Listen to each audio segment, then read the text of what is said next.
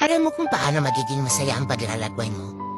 Dapat kontento ka at marunong kang magpasalamat sa lahat ng ibibigay sa iyo sa paglalakbay. Mapapagsubok man yan o kaligayahan, magpasalamat ka. At syempre, sa paglalakbay mo, dapat alam mo kung sino ang isasama mo. Kasi ang dami-daming gustong sumama. Pero ang iba dyan, gusto lang talagang sumama para makita kang bumagsak at matumba habang ikaw ay naglalakbay.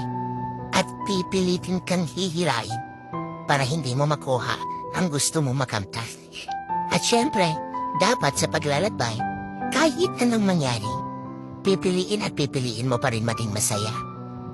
Para at least, darating ang araw, nakamtan mo na ang gusto mo makamtan, naabot mo na ang pangarap mo.